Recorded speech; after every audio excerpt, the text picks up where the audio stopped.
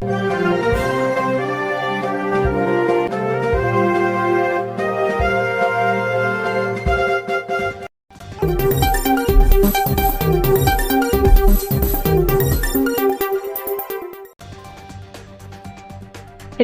गहू तांदळाच्या गुणवत्तेवर प्रश्नचिन्ह, लाभार्थ्यांचा संताप, दुकानदाराच्या कथित अरेरावीची तक्रार. सार्वजनिक वितरण प्रणाली रेशन अंतर्गत मिळणाऱ्या गहू व तांदळाच्या निकृष्ट गुणवत्तेबाबत लाभार्थ्यांनी तीव्र नाराजी व्यक्त केली आहे. धान्यामध्ये मोठ्या प्रमाणात घाण असल्याचा आरोप करत नागरिकांनी संबंधित रेशन दुकानदाराकडे तक्रार केली. मात्र तक्रारीची दखल घेण्याऐवजी दुकानदाराने उडवाउडवीची उत्तरे दिल्याचा आरोप लाभार्थ्यांनी केलाय.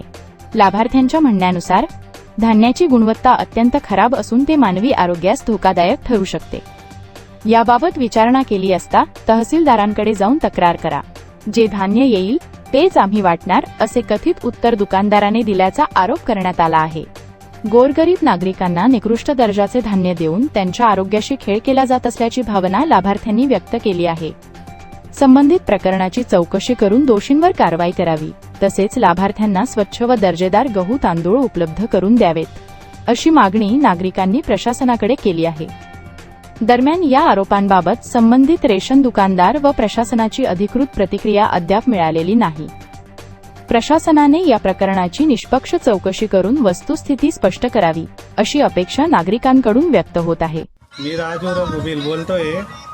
रेशन मध्ये 5 किलो अनाज मिळतं, 5 किलो गहू, 5 किलो तांदूळ, ते पण सगळी चुरी येते आणि ते गहू पण कोणी जोर खाणार नाही असे धान्य आम्हाला भेटतं साहेब. प्रत्येक वेळा तेच नाटक चालू आहे, कोणी लक्ष देत नाही.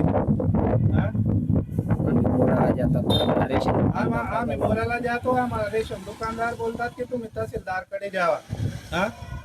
आम्ही अनपढ लोक, आम्ही कुठं तहसीलदारला कोणाला बघत फिरू.